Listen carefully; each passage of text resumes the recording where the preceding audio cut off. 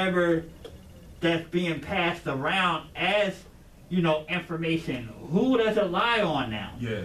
You know, once the information is released from whoever put out the information or the source, are they still responsible for whatever it put out, or is it intended for whoever, you know, partakes in that information?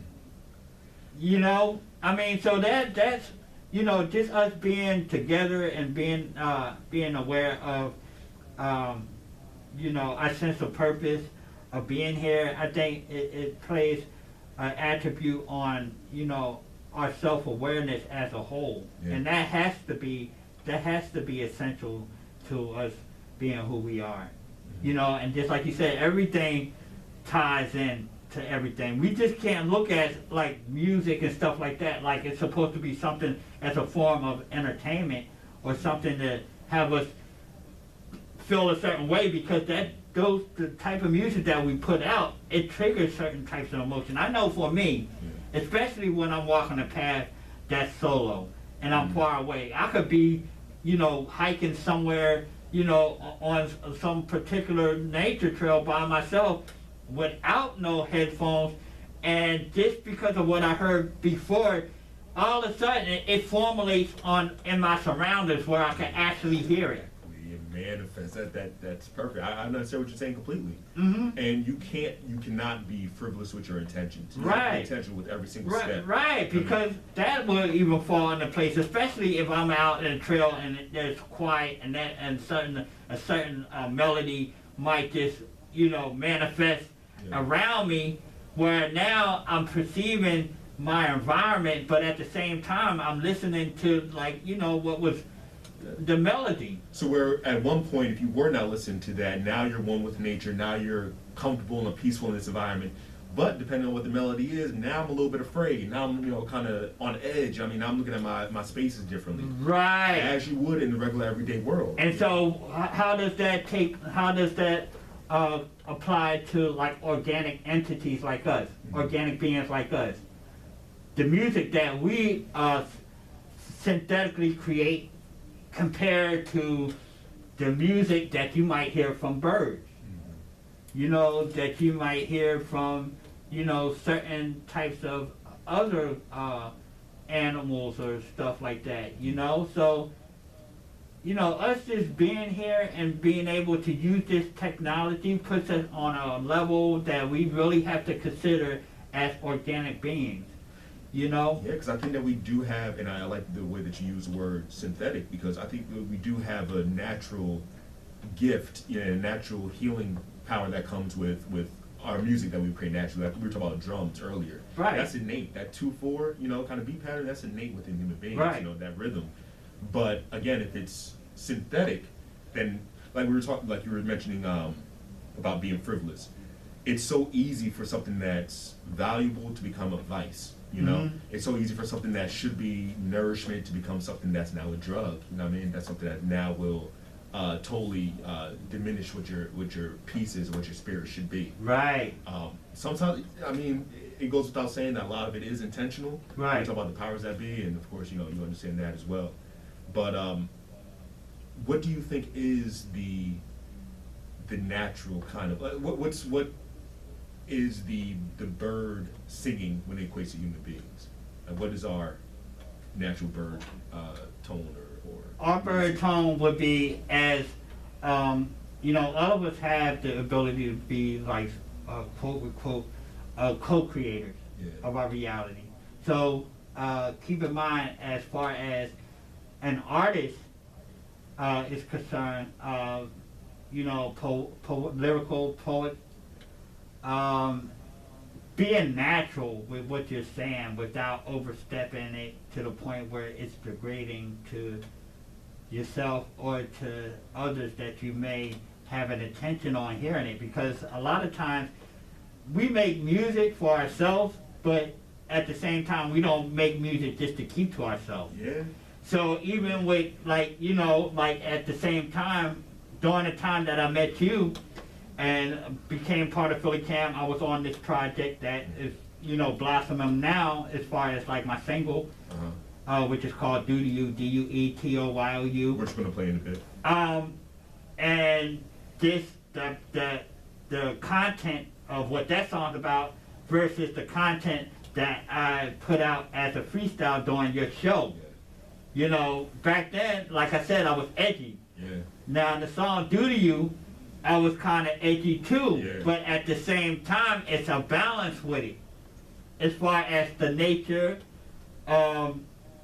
even the pronunciation. Like when I say "do to you," I have to tell people how it's spelled.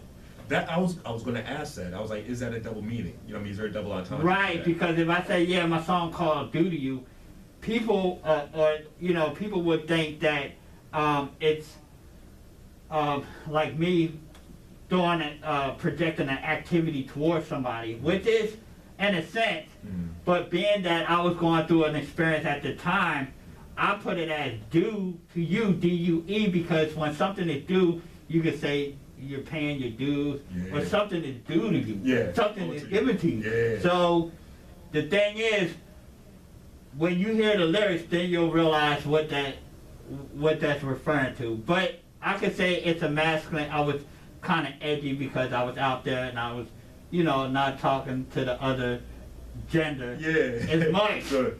So, you know, because I was so focused on, you know, with getting balance with myself to the point where I'm like, yo, you know, how am I going to balance when I'm like, you know, I got these different emotions and stuff like that. Yeah. So what I'm going to do is I'm going to pre-plan, just in case I put it out there, you know what I'm saying, and it gets out there to, you know, females going to know the past relationship is the past relationship. Yeah.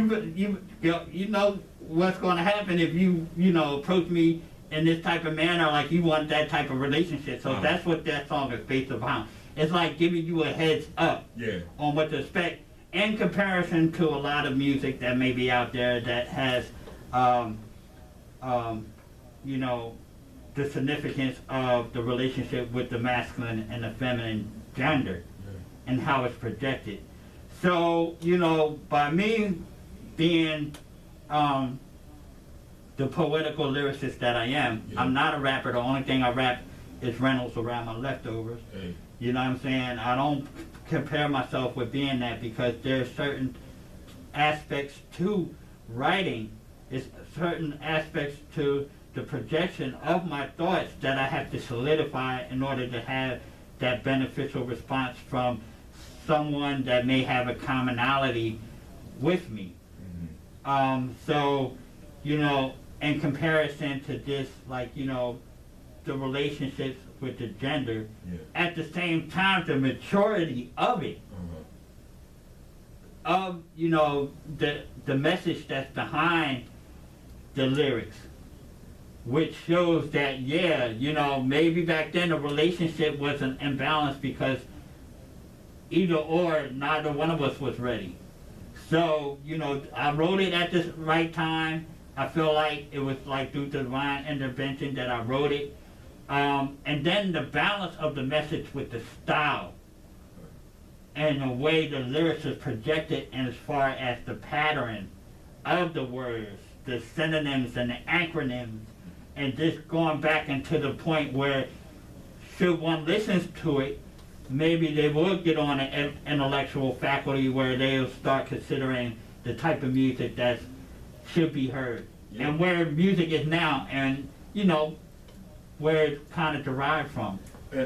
Romance, relationships, intimacy, the whole nine. It's natural for human beings to experience. It's things that we need to share because it's things that we do have a common place with. But like I said, it's all about how you present it. You can take so much away. Not only take so much away from that real live experience where you could be teaching, but you can manipulate that for other people so that they no longer rely on what naturally should be.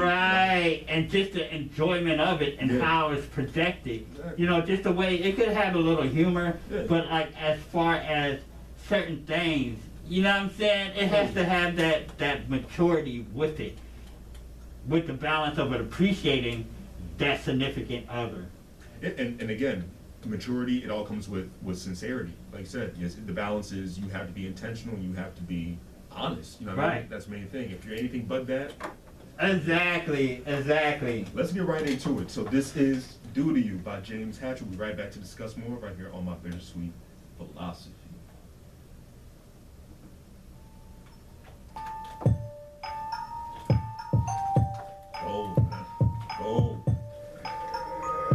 First time I saw you was at the mall. My truck came to a hug, you stood on one of a kind. Like a single rated song, so I got caught up into it about what it be like with you. Already plotting what I'ma do. The moves on me be intricate, peep the way you sway this and then reset it until every brother settling down and throw away his football. No longer want the friend with benefits, you know what I mean. With all the folks around when you the only one on my team that get the pleasure to swing. Go ahead and buy what you want. The only thing I can say is you got it to flaunt the gloss or your lips bleed like a butter croissant.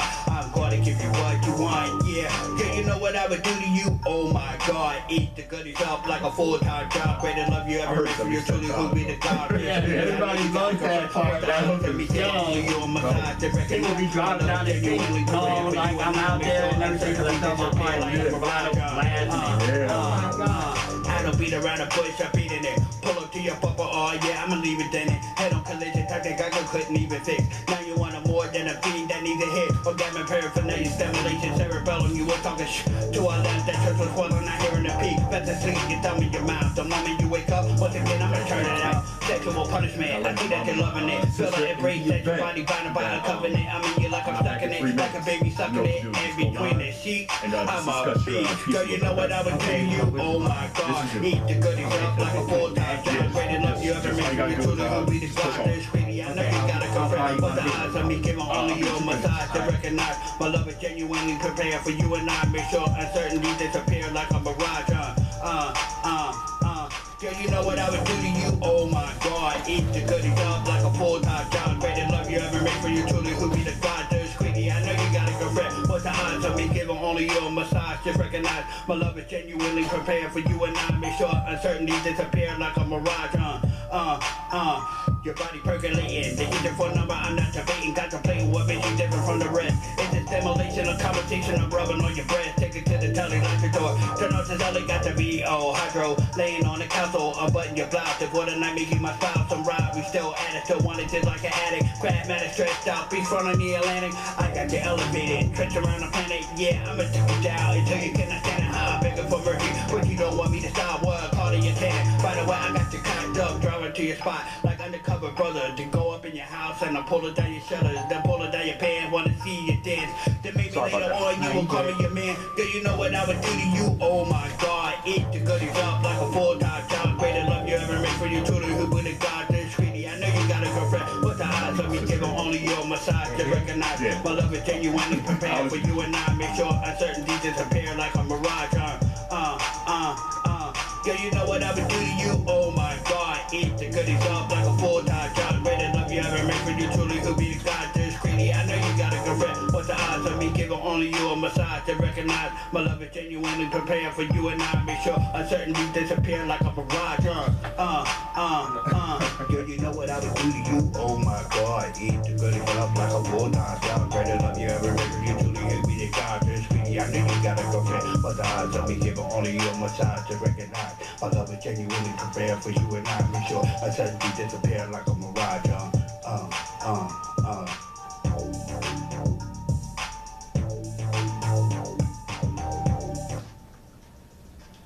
Oh, well.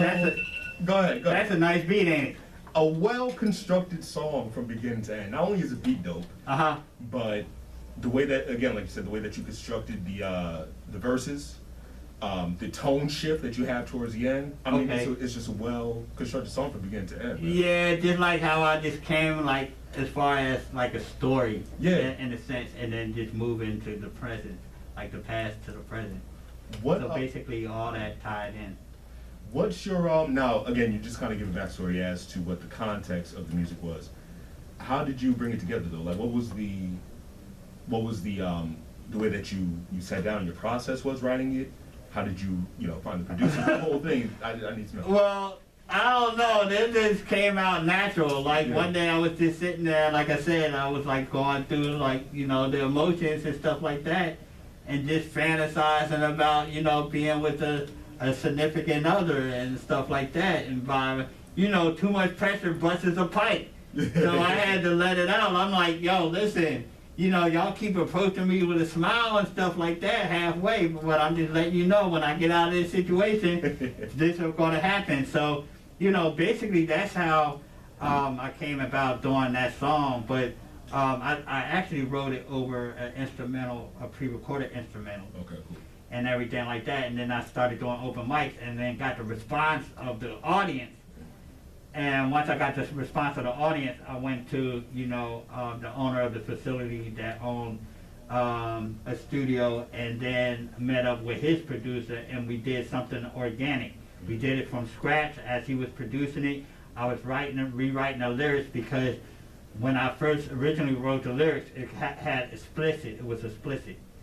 So I had to reframe that during the time that he recorded. And all that you can see on my YouTube channel. You just go on my YouTube channel, James Hatcher, Hatcher, and just type up the song "Do to You," DUETOYOU, even though it got more content than that. Yeah. And make sure you subscribe. Other platforms that is available. If you're online, you can go to iHeart Music, Amazon Music, Unlimited, Pandora, Jackster, SoundCloud, Spotify, Amazon Music, and Deezer. So, you just Google my name, or you just go on your favorite search engine, type up my name, more than likely I'll pop up. Google them. I'm also going to have him on my Instagram, my_Bittersweet_philosophy, and I'm definitely going to add him to the show playlist. That's on Spotify and Apple Music, MYBIT Sweet and letter P. And you are listening to My Bittersweet Philosophy now on 106.5 WPPM-LP Philadelphia. Now, let me ask you this. So you said that you started doing open mics. I told you, as we were like off air, coming here to this show after 2 years, rusty. It's a great feeling to be back into it. It kind of gives you an excitement, because you're saying, okay, I'm not what I was, but now I have a whole new lane to kind of delve into, because now it feels new again, you know? Right. What was the feeling that you had when you jumped back into live performance? It just actually feels like a continuum of what was already established. Once the foundation is established, then it's just building from there. Yeah. So even through that, the little time off and everything like that, I was still able to manage to be productive and just consider myself, to the point where this reunion, I'm more prepared, like just coming in and having you introduce me and stuff like that. I made sure as soon as, Allison mentioned you, who is the program, she's the program coordinator. Yeah, shout out to Allison. When she mentioned you and you was back, I had to make sure that I prepared this time. I was like, yo, I get that opportunity, I'm gonna make sure lights, camera, action. Yes. You know what I'm saying? We're gonna take this even farther, brother. It's like you never left, man. Yeah. That's the thing about it, and just expound on what we already did, man. Yeah. It's just a good place to be in, man. It's just a good place to create. I feel like it's at a time where there is a transitionary period, so it's kind of open to what you want to do at this point. And possibly bringing up something that may have been considered forgotten that we're not aware of, but just by us doing what we're doing as far as projecting our creativity and our ideas to go out there for the growth and the development of something that may have a part of us being here. We may have been an assistant and continue to be an assistant and a benefit for whatever may have, possibly, gave birth to us in a sense. Okay. In a sense, or had something to do with us, manifesting to be here. Yeah. Kind of getting back to source. Right. Yeah. Right. It could be something that we're doing that may have, woken, that source up. That's kind of what I feel like is a, I don't know if I want to say general consensus, but it's something that's definitely spoken about on all boards, on all areas, is that there's a huge attachment to spirituality now. Right. For some reason, with that reset, people have gotten closer to source, have gotten closer to God, have gotten closer to themselves. I know it was time that I became a little more artistically inclined and definitely more knowledgeable about myself, but also more aware of God around me, and also just my own mortality. I remember I mentioned this on another show about how I'm very aware of my mortality, but not in a morbid sense, but in the sense of to be present, to be gracious and grateful of the time that I have now, and to be aware of how that came to be. Right. Do you feel more spiritually inclined?